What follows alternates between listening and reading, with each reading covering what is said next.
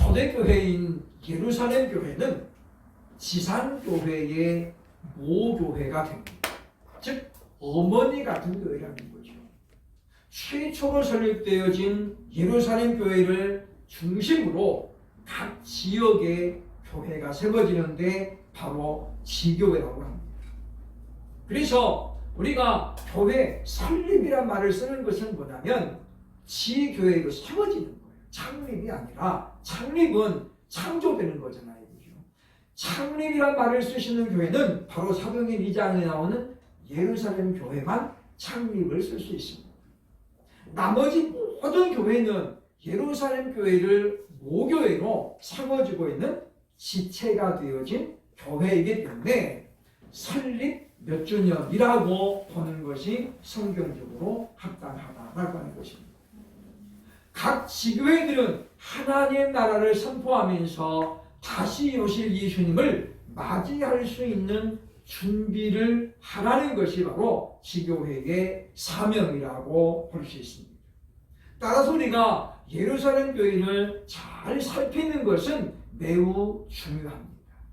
왜냐하면 이 예루살렘 교회야말로 오늘 모든 교회들이 본받아야 될 특징들을 가지고 있기 때문이라는 것입니다.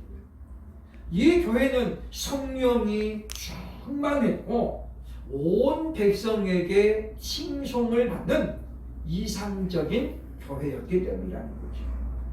우리가 그렇게 되기를 바라면서 모델로 삼는 교회를 바로 이상적인 교회라고 볼 수 있습니다.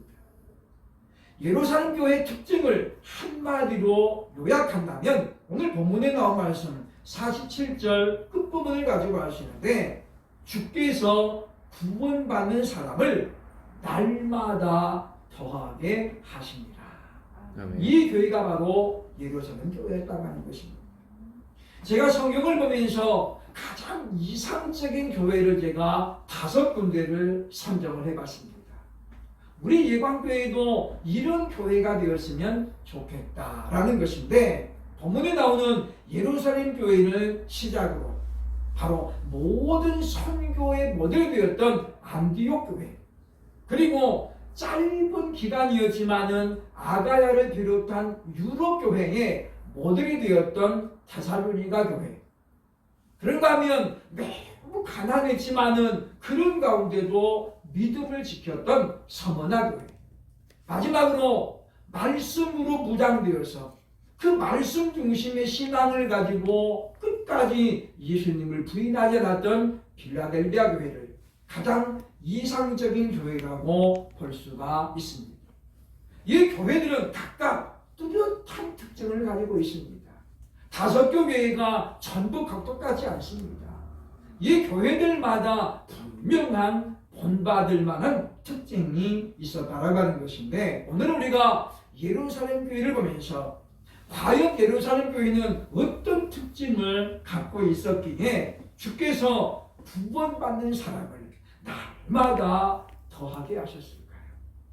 우리가 이런 부흥을 원한다면 우리도 이런 특징을 가져야만이, 이런 비결을 가지고 있어야만이 교회는 부흥될 것이고, 이걸 우리가 사업장에 그대로 적용해도 하나님이 세우신 기업들은 회복이 될 것이라고 하는 것입니다. 과연 교회 부흥의 비결이기도 했던 예루살렘 교회의 특징과 비결은 과연 무엇이었을까요? 첫째로는 보면 42절 보면 사도의 가르침에 순종했다라고 말씀하고 있습니다. 42절 보면 그들이 사도의 가르침을 받아라고 말씀하죠. 가르침을 받아가지고 그대로 순종했다고 하는 거잖아요. 그러면 사도들이 가르친 핵심이 무엇이겠습니까? 오늘 본문에 보면 2가지로 요약이 됩니다. 하나는 바로 사랑입니다. 요한복음 13장 34절로 35절에서 새 계명을 너희에게 주노니 너희가 서로 사랑하라. 내가 너희를 사랑한 것 같이 너희도 서로 사랑하면 이로써 모든 사람이 너희가 내 제자인 줄을 알리라.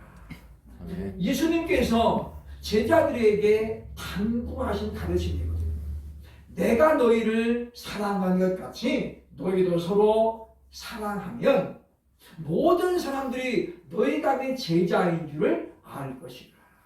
그러니까 무슨 이야기냐면 역으로 말하면 너희가 서로 사랑하지 아니하면 너희가 아무리 열심을 내도 사람들이 너희가 내 제자인 줄을 결코 모를 것이라는 거예요.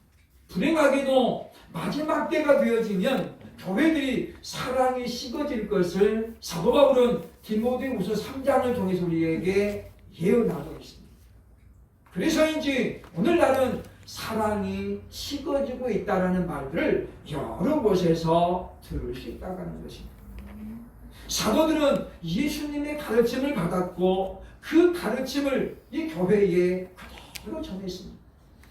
성도들이 사도들이 이와같은 가르침에 어떻게 순종했는가는 오늘 본문 44절로 45절에 기록되어 있습니다. 믿는 사람이 다 함께 있어 모든 물건을 서로 통용하고, 그러니까 네 물건 내 물건 없이 각자 공유했다는 거예요. 45절에 이렇게 말합니다. 또 재산과 소유를 팔아 각 사람의 필요를 따라 나누어 주었더라. 얼마나 적극적인 사랑입니까? 자기 것을 팔아가지고 같이 내놓고 먹으면 같이 먹고 굶으면 같이 굶는 이와 같은 사랑의 공동체가 예루살렘 교회의 특징이었다고 하는 것이죠. 또 하나의 특징이 있습니다. 바로 사도들이 가르친 또 하나의 특징은 뭐냐면 겸손, 섬김입니다. 섬김. 그러니까 사랑과 함께 섬김을 사도들은 가르쳤다라고 하는 것인데 45절에 나오는 말씀, 재산과 소유를 팔아 나누어줬다고 하는 것은 섬김이 없이는 절대 불가능합니다. 왜냐하면 우리가 자신의 이름을 내려고 무언가를 기부하는 것은 누구나 할 수 있습니다. 그러나 이와 같이 자기 것을 아무 조건 없이 내놓고 함께 쓰는 것은 섬김의 본의 없이는 불가능하다고 하는 것입니다.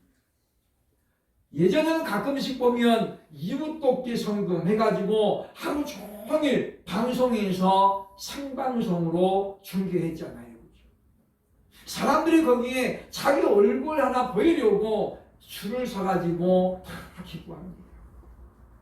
자기를 내세우기 위한 기부를 하는 사람들이 많이 있다는, 물론 그것이 나쁘다는 게 아닙니다. 그러나 우리가 그와 같이 명예를 드러내기 위한 기부는 온전한 섬김이라고 볼 수 없죠. 왜냐? 예수님 말씀하잖아요. 너희가 섬길 때에 오른손이 하는 왼손이 모르게 하라.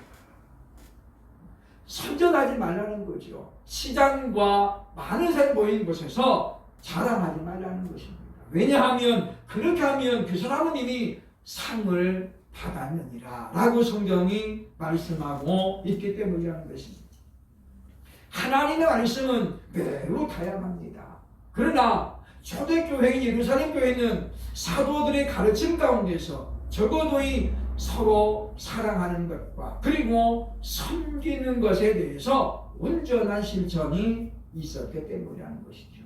역으로 말하면 예수님께서 식사하시던 중에 제자들의 발을 씻기시는 이 섬김의 본은 베드로뿐만 아니라 모든 사도들에게 충격으로 다가왔다는 것이에요. 그리고 예수님 말씀하잖아요. 너희도 서로 섬겨라. 너희도 이와 같이 씻겨주라는 예수님의 그 말씀. 그러니까 그들은 예수를 보면서 사람이 바로 이런 것이구나. 섬김을 동반하지 않는 사람은 온전한 사람이 아님을 그들은 그날 깨우쳤기 때문에 교회에 가장 역점을 두고 가르치신 것이 바로 하나님의 사랑과 그리스도 예수의 섬김이었다라고 볼 수 있다고 하는 것입니다. 사랑은 바로 두 가지입니다. 하나님을 사랑하고 사람을 사랑하는 것입니다. 우리가 예수 그리스도를 믿음으로 닮아가는데 아직도 이웃에 대한, 사람에 대한 사랑이 부족하다면 그것은 하나님에 대한 사랑이 아직도 부족하기 때문입니다. 우리가 하나님을 전심으로 사랑하면 사람을 사랑하는 것은 자연스럽게 된다는 것이죠. 그러므로 아직도 내 마음에 누군가를 향한 사랑이 나타나지 않고, 우리가 누구를 위해 기도하는데도 그것이 마음에 우러나지 않으면 그 사람에 대한 사랑이 부족하기 때문에, 그럼 우리는 기도해야 됩니다. 하나님, 내가 더 온전한 마음으로 하나님을 사랑하게 하옵소서. 그렇게 함으로 말미암아 우리가 하나님을 온전히 사랑함으로 이제 내 주변에 사랑해야 될 대상들을 더 온전히 사랑할 수 있는 저와 여러분 될 수 있기를 주의 이름으로 축원합니다. 아멘. 예루살렘 교회 부흥의 첫 번째 특징은 뭐냐면 말씀에 순종했다는 것이죠. 두 번째로 이 예루살렘 교회의 특징이 무엇이었냐면 42절과 46절에 나오는데 성도의 교제에 힘썼다라고 하는 것입니다. 46절 보면 집에서 떡을 떼며 기쁨과 순전한 마음으로 음식을 먹고, 집에서 떡을 떼며, 요즘으로 말하면 부역길이 모였다는 거예요. 3, 4, 5 모여가지고 떡을 떼며 음식을 먹었다라고 설명하고 있는데, 이것은 이들이 성도의 교제에 굉장히 열심히 했음을 우리에게 나타내주고 있다고 하는 것입니다. 현대사회는 모두가 바쁩니다. 맞벌이 하고 다니고 애들은 애들대로 바쁩니다. 그래서 속자는 말합니다. 요즘은 이렇게 모이기가 쉽지 않습니다 라고 말합니다. 물론 그렇습니다. 그러나 더 중요한 것은 마음의 중심입니다. 내가 우선순위를 어디에 두는가에 따라서 얼마든지 모이는 것은 가능하다는 거죠. 미국에 휴스턴 침례교회라는 교회가 있습니다. 최영기 목사님이 담임하는 교회인데, 이 교회는 어떻게 하면 교회를 활성화할까, 어떻게 하면 성도들이 하나 될까를 고민하다가 우리나라에 있는 구역 예배를 새롭게 적용을 했습니다. 매주 금요일 밤에 10시에 구역장들 집에서 모임을 갖습니다. 금요 예배가 교회에서 모이는 것이 아니라 구역장 집에서 모이는 거예요. 금요일 밤 10시면 아무리 늦게 끝나도 다 퇴근합니다. 그러면 온 가족을 데리고 구역장 집에 모인다는 거죠. 그래서 많게는 막 20명씩 모인대요. 애들이 다 모이니까. 이민 가가지고 다들 외롭잖아요.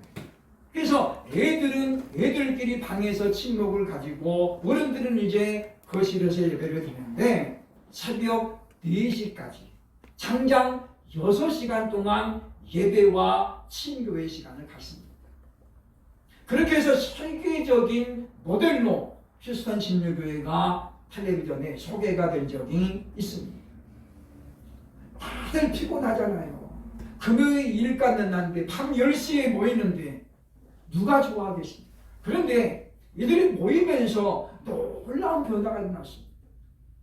모여가지고 얘기하다 보니까 서로들의 고민, 애환을 털어놓기 시작하는 거예요. 그리고 그것으로 끝나면 아무 소용 없습니다. 그리고 나서 뭡니까? 그런 제목들을 가지고 기도하기 시작하는 거예요. 알고 기도하는 것하고 모르고 기도하는 것은 엄청난 차이가 있습니다. 우리가 누군가를 위해서 기도할 때도 그 사람의 이름을 알고 정말 그 사람이 어떤 상태인지를 알고 기도하면 그만큼 내가 진정으로 기도할 수 있어요.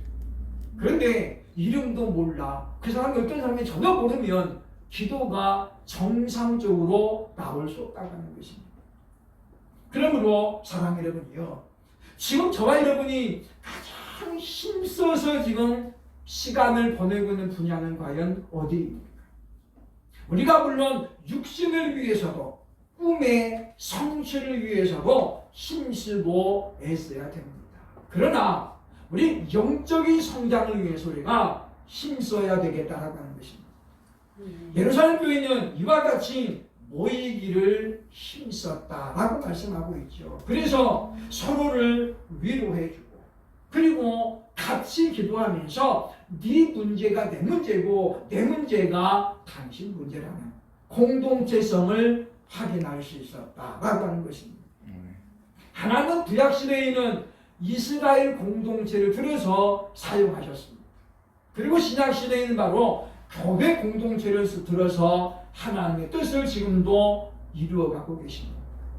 공동체는 무엇입니까? 내 하나의 문제가 전체 문제가 된다는 거예요. 아간이라는 사람이 혼자 죄졌잖아요. 그런데 패배는 누가 당하니? 이스라엘 전체가 패배를 당하는 거예요. 그게 바로 공동체입니다. 나 하나의 문제가 내 속해 있는 전체에 큰 영향을 줄 수 있다는 거죠. 그러니까 내가 잘 되면 다 잘 되는 것이고 내가 잘못되면 어떻게 해요? 다 잘못되는 거예요. 우리는 이번에 코로나 위기를 겪으면서 한국 교회가 하나라는 그런 인식을 우리가 많이 가졌습니다. 왜냐하면 도매금이었잖아요.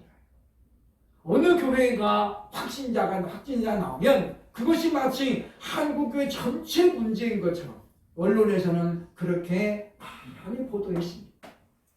어쩌면 그들은 교회가 공동체라는 것을 알고 있는 것 같았다라고 하는 것입니다. 그러므로 사랑하는 여러분이요, 우리가 이 같은 공동체성을 분명히 간직하고 우리가 이제 오래 신앙생활을 하면은 허물도 없어야 되고 자신을 우리가 어느 정도 오픈하는 일에도 마음을 써야 되겠다고 하는 것입니다. 그래야만 우리가 하나가 되는 것이고 그래야만이 온전한 교제가 가능하기 때문이라는 것입니다. 그래서 우리가 모여서 같이 떡을 떼고 교제하는 이와 같은 성도의 교제는 교회의 핵심이라고도 볼 수 있다고 하는 것입니다. 현대 사회는 이와 같은 교제가 점점 희박해지고 있습니다. 예배 끝나면 누가 그냥 쫓아내는 것처럼 도망가기 바쁘고 요즘은 그런 사회가 되다 보니까 교회가 사랑이 없다라는 어찌 보면 그것이 당연한 것 같아요. 제가 알고 있는 분은 요 근방에 큰 교회를 30년을 넘게 다니고 있는데 제가 물어봤습니다. 아무개 권사님 아시냐고. 몰라요. 왜 모릅니까? 주일날 한 2,000명 모이는데 그중에 권사가 100명도 넘어요. 30년 다녔는데 알 수가 없어요. 2,000명이 넘으니까 다 뒤통수만 보다가 가잖아요. 그죠? 어떻게 알겠습니까? 같은 교회 다녀도 알 수가 없는. 이거는 굉장히 슬픈 이야기입니다. 슬픈 이야기죠.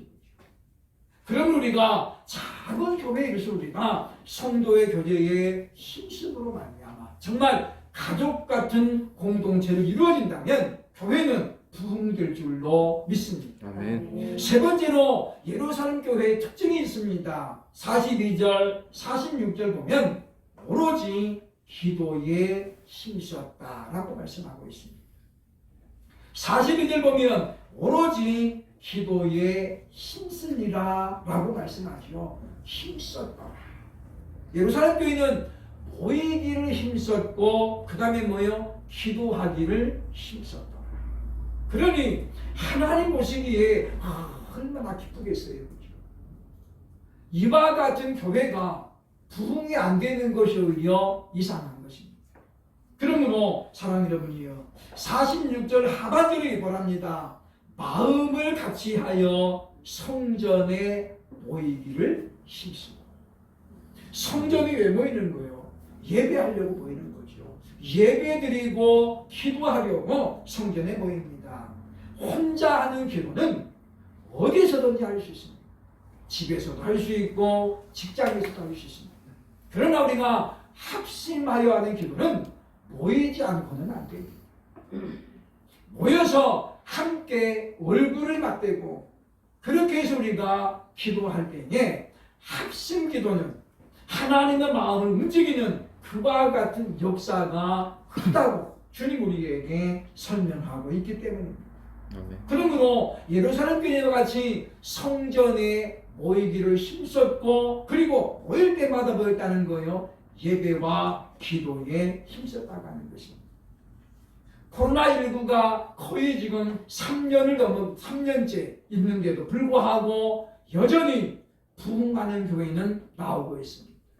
특징이 뭐냐면 그들은 그런 가운데서도 3, 4, 5 모이기를 힘썼다라고 말합니다. 다 못 모이니까 인원 제한이 있다 보니까 요일별로 나눠서 모이는 거예요. 월요일 저녁에는 1그룹이 모이고 화요일 밤에는 2그룹이 이렇게 모여가지고 하니까 모든 사람들이 일주일에 한두 번은 교회에 나오게 되는 거예요. 나와서 기도하고 하나님을 영화롭게 하였더니 교회는 자더라 그 말입니다. 반대로 한국 교회는 지금 왜 위기입니까? 모이기를 지금 중단하면서부터 교회는 위기가 왔습니다. 재정의 위기를 문제 말하는 것이 아닙니다. 지금 많은 성도들이 믿음이 떨어져 있습니다. 갈급함도 이제는 없어졌습니다. 왜냐? 너무 오래됐기 때문이죠. 이제는 무감각해지고 있다는 것입니다. 이러한데 우리는 다시 이제 예루살렘을 보면서 우리가 다짐할 것이 있습니다. 내가 과연 신앙생활에 무엇을 힘써야 될 것인가? 그래서 예루살렘 교회 우리가 첫째는 모이기를 힘써야 되고 두 번째 우리가 기도에 힘쓴다면 하나님께서 우리를 얼마나 기뻐하시겠습니까? 아멘. 언젠가 제가 소개했습니다마는 법무장관 출신이었던 김승규 가정을 소개를 한 적이 있습니다. 그분들은 지금 30년이 넘도록 1월 1일이 되면 온 가족이 다 모입니다. 군대 가 있는 사람 빼고 전부 다 모입니다. 그러다 보니까 그 모이는 수가 지금 200명이 넘는데잖아요. 200명. 왜? 지금 손자들, 중손자들까지 다 모이잖아요. 그분들이 얼마나 바쁘겠습니까? 교장도 있고, 국정원장도 있고, 법무장관도 있고, 국회의원도 있고, 너무 잘 됐어요. 근데 그들이 일을 하게 되면 모든 일을 제쳐놓고 다 모이는 거예요. 야, 아버지가 모이라고 했다. 아버지, 어머니를 중심으로 전부 모이는 거죠. 그분들이 한가해서가 아닙니다. 시간이 남아들어서가 아니에요. 그분들만큼 바쁜 사람이 어디 있겠습니까? 그런데 군대는 어떻게 할 수 없어요. 군대는 어떻게, 그러니까 군대 간 사람만 예외로 두고 다 모이는 거예요. 그것이 지금 40년 넘도록 전통으로 자리 잡고 있다고 하는 것입니다. 신앙의 유무를 떠나서 얼마나 부러운 겁니까? 그래서 그분들은 해마다를 모실 때 한국의 유명한 목사님을 초빙해가지고 가정예배를 드립니다. 말이 가정예배지 200명이 넘으면 얼마나 큰 공동체입니까? 그때 그들이 모여가지고 함께 얘기하고 밥 먹고 시간을 보낸다는 거예요. 요즘은 사촌지간도 잘 안 만나면 잊어버려요.